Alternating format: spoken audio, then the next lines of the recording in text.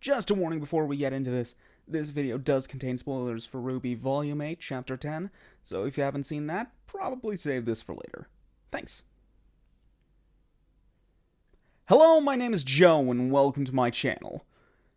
Guys, the most recent episode of RWBY is just... When the crewbie said that the first half was tame in comparison, they weren't kidding. So much happened. The whale just exploded in one of the most visually spectacular scenes we've seen in all of RWBY. Watts gave Cinder the business with her actually listening to him, and, not safe for work warning, RWBY held hands with someone. Thank God Jean was wearing protection. You said you were wearing protection! I was wearing my armor! But something that is continuously interesting to see this volume is Ironwood's descent into madness. I think that most people can agree that after everything that has happened and all the steps he has taken, he isn't going to make it through the next volume. So, what I decided to talk about today is how I think the Tin Man will make his final stand. And because of that, this is also going to get into some of how I think the rest of the volume will go, so yeah. I hope you'll enjoy. What a great deal of Ironwood's decisions can be traced back to, I feel, is his mettle. No, not his metal. His metal. His semblance that the crewbie confirmed. This semblance hardens his resolve, allowing him to hyper-focus on a goal or strategy.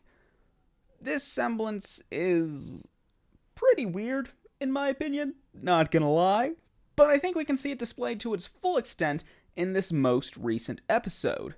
Before, it could be viewed as stubbornness, as simply believing that he knew better than anyone else. But this episode, he has shown a level of stubbornness that would make sense to have been boosted by his weird soul power. He still believes he needs to get the vault open so that Atlas can fly into the atmosphere. But there's no way that could work at this point. Salem is there. She's literally on Atlas.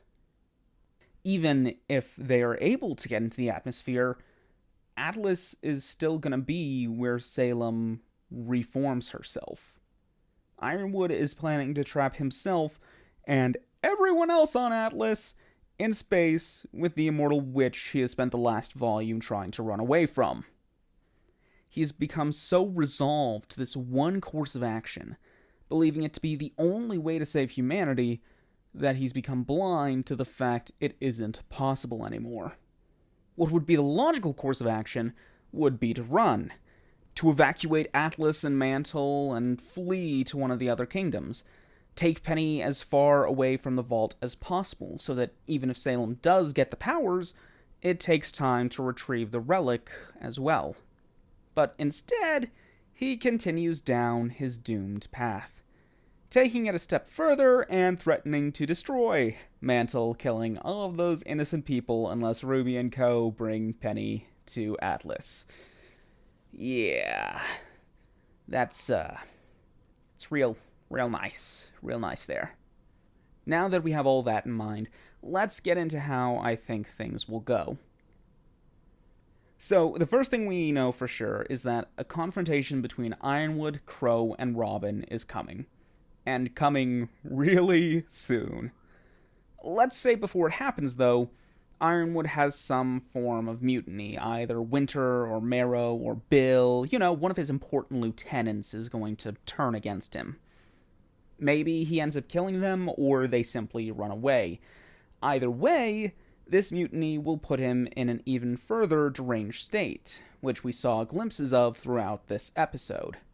Then comes Crow and Robin, with the two having a brief verbal confrontation with him before it comes to blows, telling him that he needs to look around and see what he's doing. These two. How dare they lecture him after everything they did? The fight will begin, with Robin and Crow slowly overwhelming Ironwood. As powerful as Ironwood is, having someone like Crow to fight against along with someone backing him up it would make it very hard for anyone to win. While this is happening, Penny, through her hacking, will have made it to the vault and opened it. Someone will have retrieved the relic and begun to use it. As they speak, Atlas will begin to fall, interrupting the fight between Crow, Robin, and Ironwood. During all of this, whoever the B team was would have worked to evacuate Mantle, so nobody would be in the crater, so we don't really need to worry about that, at least. We'll probably get a flashback to how Ironwood got his first prosthetic, the one on his right side, and perhaps even reveal his semblance to the viewers who might not know yet.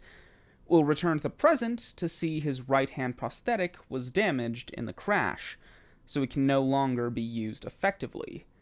However, the crash also allowed him to take Robin out of the fight, nearly killing her before Crow steps in and stops him. The fight is down to the two of them, and it goes on until finally Ironwood's aura breaks. As Crow stands over him, berates him for all he's done, his semblance will finally release the hold on his mind, and he'll see clearly the mistakes he made. The mistakes it's too late to fix. Before Crow can land the finishing blow, ending Ironwood's life, they'll look to see a swirling tornado rising from where the last remnants of the grim whale lay. Salem has returned. Crow, realizing Ironwood isn't worth it, will grab Robin and leave, needing to find his nieces and the relics and get out of there.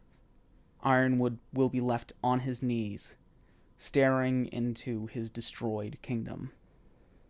As time passes and our heroes, as well as whoever they are able to save, escape from Atlas, we see Ironwood standing next to the bomb he planned to use to destroy the whale and then Mantle. He'll be confronted by Salem there, the two not fighting, but having a simple conversation about mistakes and failures. Finally, he'll raise his left hand with a detonator for the bomb in it, planning to slow Salem down even the little bit more that he could. Only, as he tries to press the button, he can't. He'll look and see a spike of grim energy piercing through his prosthetic arm, disallowing him from controlling it. Salem will walk forward and take that arm in her hand, the symbol of Ironwood's resolve to do whatever was necessary to stop her, and crush it between her fingers. Ironwood will look on in shock and horror as Salem sends another spike of grim energy straight through his heart, killing him. There is no fanfare, no heroic sacrifice, no final closure. Just the death of a man so obsessed with being a hero, he turned into a villain. But hey, those are just my thoughts. What do you think? Agree? Disagree? Think most of my theories are more just me writing fan fiction about what I think might happen? Let me know in the comments below. And, subscribe. I'm trying to do a video every week or so you might find something you like. Till next time, safe journeys, my friends.